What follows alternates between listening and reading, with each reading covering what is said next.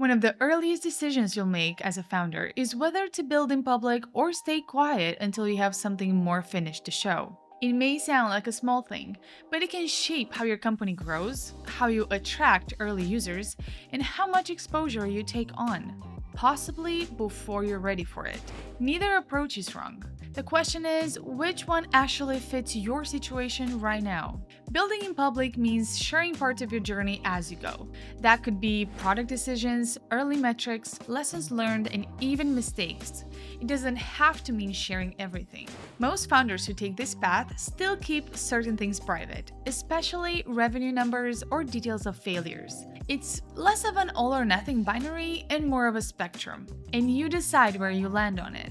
One of the biggest upsides to building in public is distribution. Sharing progress gives people a reason to follow along whether or not you even have a product available.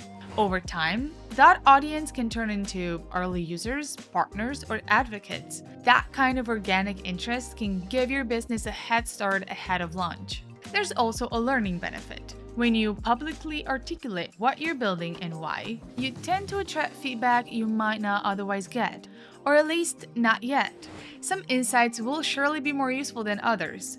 You never know who might surface an issue you didn't know you had. Transparency also builds trust. People tend to trust builders who are willing to show their work, especially when the product is still early and evolving.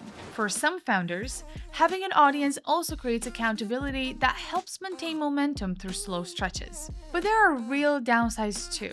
Sharing your thinking openly can expose strategic positioning to competitors, especially in crowded markets. Even if nobody can copy your execution perfectly, you can inadvertently give away timing or positioning advantages. There's also the pressure that comes with building in the public eye. When progress is slow or messy, it can be tempting to project a rosier picture than the reality warrants. That gap between what you share and what's actually happening can be draining over time. It can come across as inauthentic. Maintaining a public presence takes time. If it starts pulling focus away from talking to customers or improving the product, the cost may not be worth it. Building in private flips those trade-offs. You can experiment freely, change direction without explanation, and keep mistakes contained. It tends to work well in competitive markets, regulated industries, or any situation where timing and confidentiality matter. The trade-off is that you usually have to work harder to build distribution once you launch publicly. Without an early audience, launches tend to be quieter, and learning cycles rely more on direct outreach. A few questions can help you figure out which approach is best for your business. How competitive is your market?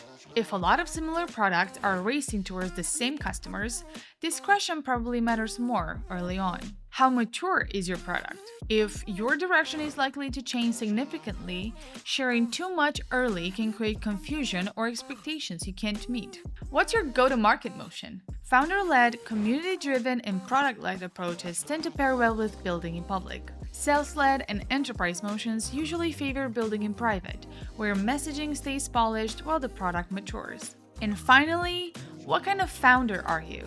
Public accountability energizes some people and exhausts others, and that's real input. If you do decide to build in public, the goal isn't maximum transparency, it's sustainable clarity. Share consistently, focus on the thinking and lessons rather than just wins, and decide upfront which categories of information stay private so you're not constantly second-guessing yourself. The decision also isn't permanent. What makes sense on day one might not make sense 6 months in. Give yourself permission to adjust as your product, your market, and your comfort level evolve. The full breakdown with the decision framework is in the article linked below. And if this was helpful, subscribe. More like this is coming.